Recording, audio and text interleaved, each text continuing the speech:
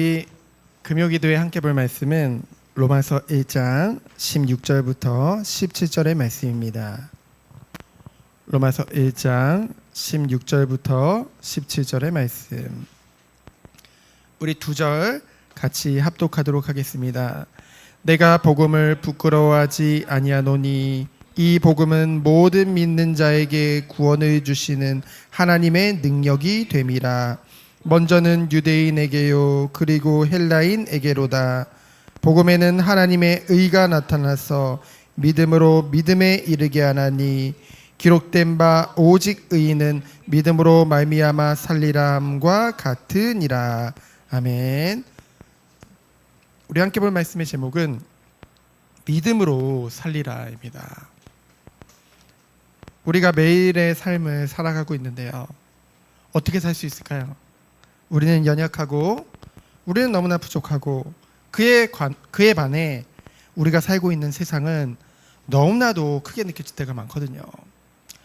우리도 이렇게 버거운데 우리 후대와 다음 세대와 우리 자녀들은 어떻게 할까?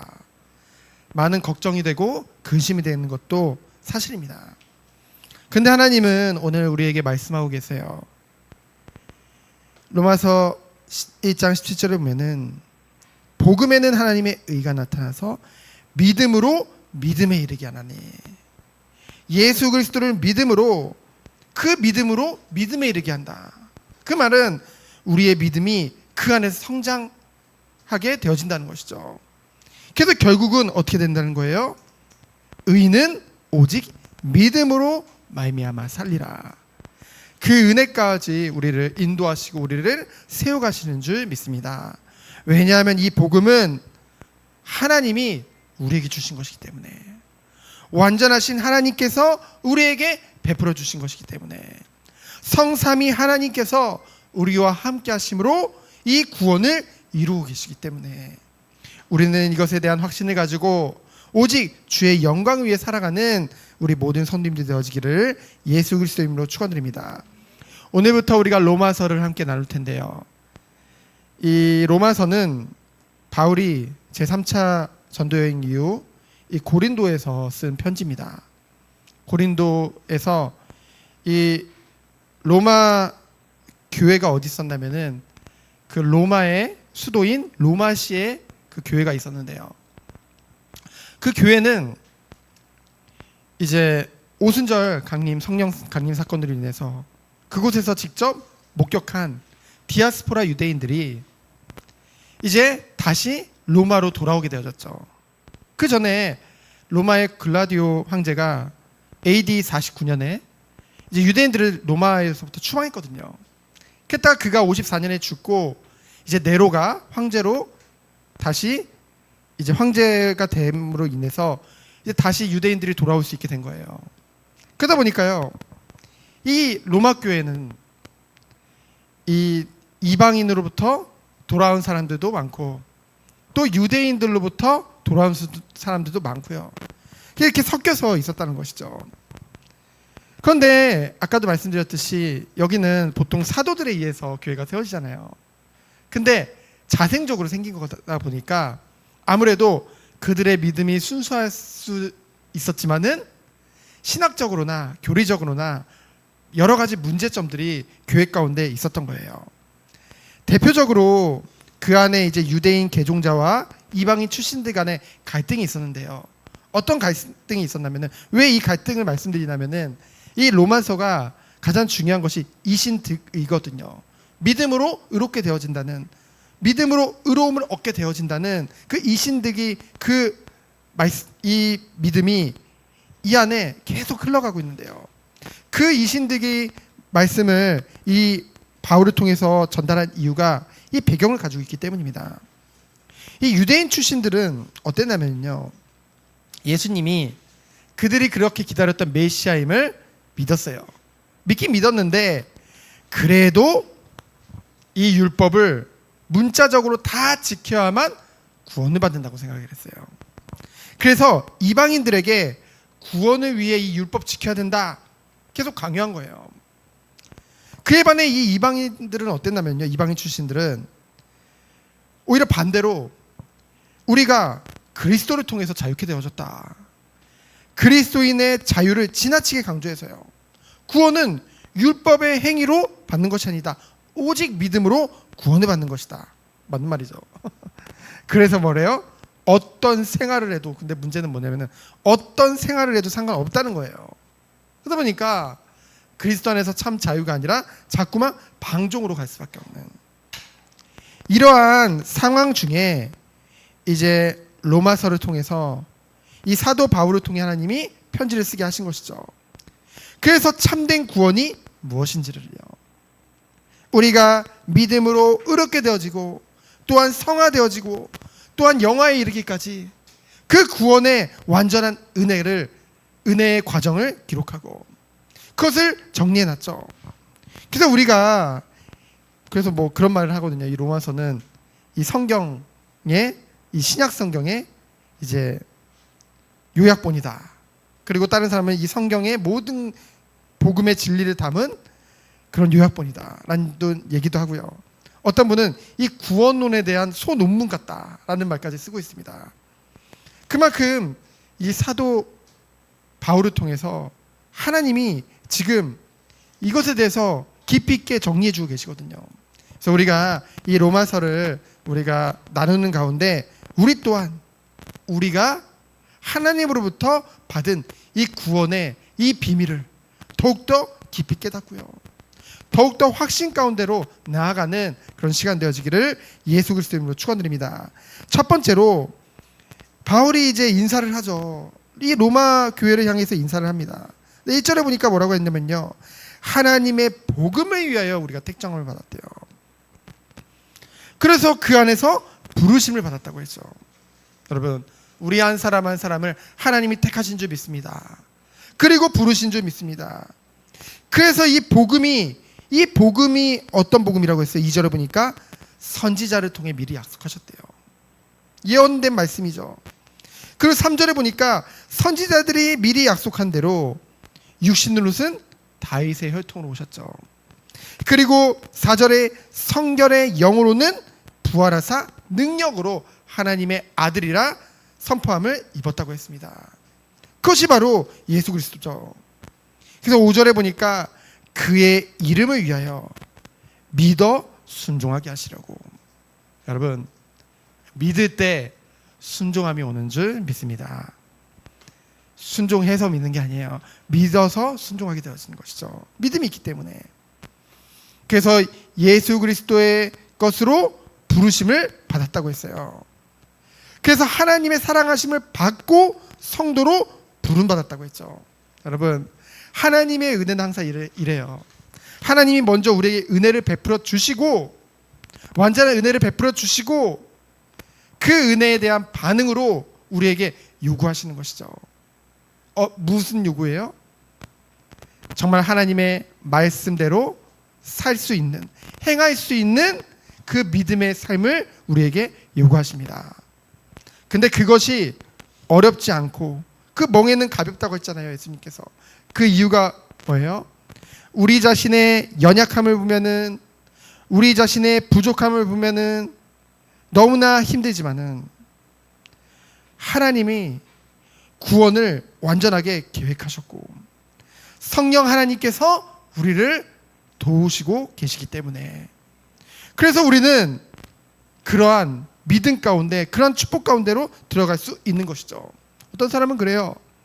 그냥 은혜 주었으면 됐지 뭘 또 요구를 하냐. 하나님이 인격적인 하나님이시기 때문입니다. 그렇죠? 인격적인 하나님이에요. 그냥 무조건 줘버리고 그냥 다 됐다 이러면은요, 그건 은혜가 아니고 동정이죠. 그렇죠? 하나님은 이것을 통해서 우리가 하나님의 자녀로 구원받은 축복을 실제로 누리기를 원하시는 거예요. 그렇죠?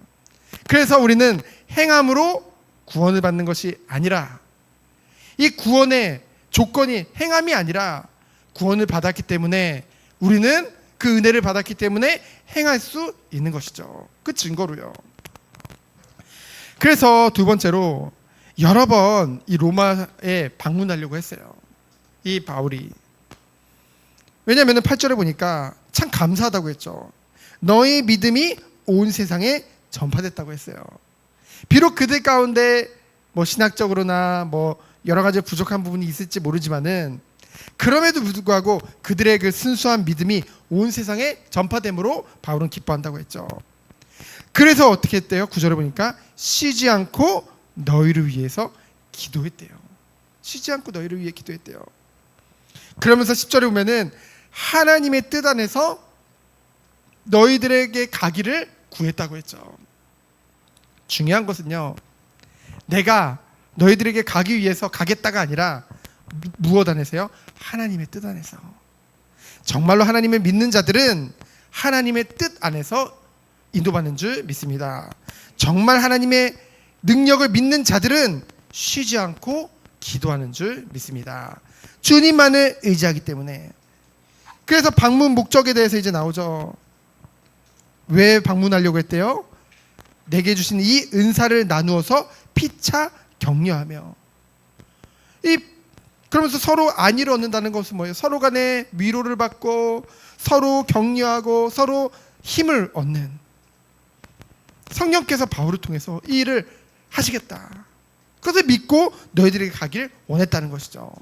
여기서 통해서 우리는 무엇을 알 수 있냐면요, 하나님의 사역자만 은혜를 끼치는 것이 아니라, 하나님의 사역자만 위로를 주는 것이 아니라, 이 주의 종도 결국은 교회 안의 한 지체일 뿐이거든요. 그렇죠?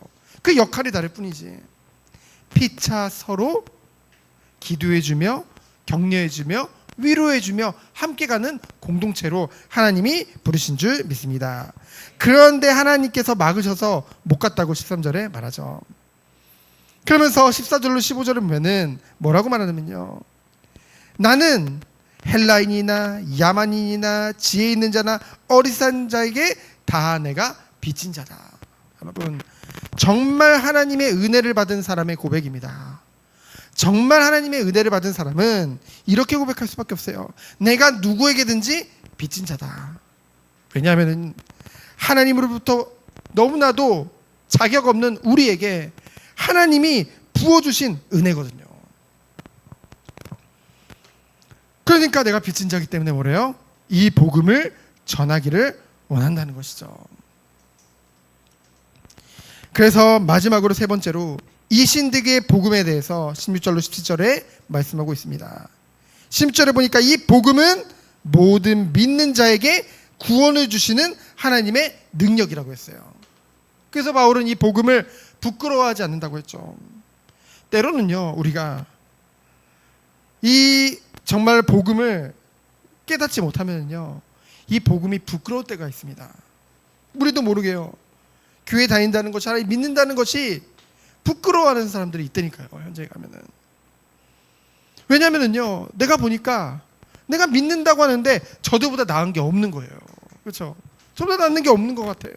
세상에 우리보다 훨씬 더 믿음도 없는데도 잘 사는 사람들이 너무나 많은 것 같아요. 근데 우리는 이것을 알아야 됩니다. 우리가 주님이 가신 그 길을 가기 원하잖아요. 주님은 먼저 자신을 비하하시고 그 다음 승계하셨습니다. 그 말은 뭐냐면은 낮추셨다는 것이죠. 그때 하나님이 높이신 것입니다. 정말 우리가요, 참 잘 되면서도 정말 모든 것 가운데 형통하면서도 우리가 겸손하면 좋겠는데 우리의 죄성이요, 그렇게 낮아지지 않아요. 그렇죠?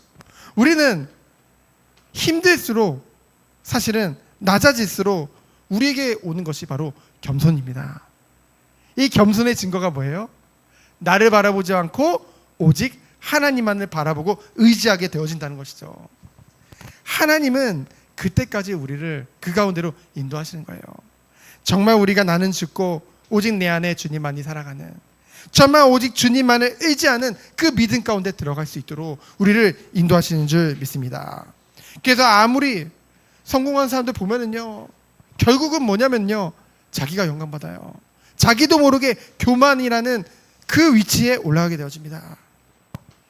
정말 우리가 겸손히 주님만을 섬기고 주님께만 영광 돌리는, 그래서 이러한 어떠한 상황 중에서도 복음을 부끄러워하지 않고 오직 하나님의 능력이 됨을 믿고 고백하며 나가는 우리 모든 성도님들이 되어지기를 예수 그리스도 이름으로 축원드립니다. 그래서 복음은 하나님의 의가 나타나고 있죠. 하나님의 의가 뭘까요? 바로 예수 그리스도 안에 있는 그 의죠. 그래서 믿음으로 믿음에 이르게 하나니, 이 말이 뭘까요? 예수 그리스도를 믿음으로 우리가 그 의로움에 연합되어졌죠. 그래서 이제는 한 단계 더 나아가 하나님을 더욱더 바라보며 하나님과의 친밀한 관계 속에 정말 하나님의 영광을 나타내는 그런 성장하는 믿음 가운데로 우리를 인도하신다는 것입니다. 그래서 믿음으로 믿음에 이르게 하나니, 오직 예수 그리스도를 믿음으로 성령의 도우심으로 말미암아 우리는 그리스도 안에서 날마다 자라나게 되는 줄 믿습니다. 그래서 결론은 뭐예요? 우리는 오직 믿음으로 살게 되어진다는 것이죠. 믿음으로 말미암아 살게 된다는 거예요. 정말로 우리 인생의 주인을 정말 주님으로 인정하고 주님만을 모시고 주의 영광을 위해 살아가는 우리 한 사람 한 사람으로 하나님이 인도하신 줄 믿습니다. 그래서 이 이신등이는요, 다시 한번 정리하면 우리 인생이요, 주 예수 그리스도의 그 십자가의 그 대속하심을 믿고 우리가 회개할 때 그 믿음에 의하여 예수 그리스도와 영적으로 연합하게 되어지죠. 포도나무의 그 가지와 같이. 그럼 우리는 어떻게 되는 거예요? 하나님 앞에 죄사함을 받고 의인으로서의 법적 지위를 얻는 것이 바로 이신득입니다. 그 이후에 우리는 그 믿음으로 살아가는 삶 가운데를 하나님이 인도하시겠죠. 하나님의 약속입니다. 그래서 결론은요, 하나님은 우리에게 은혜를 베풀으셨습니다. 그렇죠? 믿음도 선물이라고 했어요. 그 안에서 우리에게 요구하시죠. 하나님 자녀의 행함을 요구합니다. 말씀대로 행함을 요구합니다. 근데 그것이 어렵지 않으면 우리가 하나님을 사랑하기 때문에, 하나님을 믿기 때문에 하나님의 말씀에 대한 신뢰로, 그리고 그 감사에 대한 반응으로 오직 믿음으로 살아가는 그 은혜 가운데 우리가 들어가게 되어진다는 것이죠. 그래서 우리가 정말로 어느 곳에 있든지, 어느 상황에 있든지, 어느 환경에 있든지 오직 믿음으로만 살아가는 우리 모든 성도님들 되어지기를 예수 그리스도의 이름으로 축원드립니다. 시작 기도합니다. 하나님 감사합니다. 어떤 상황 속에서도 오직 믿음으로 살아가는 우리 모든 성도님들로 주께서 축복하여 주옵소서. 살아계신 예수 그리스도 이름으로 기도합니다. 아멘.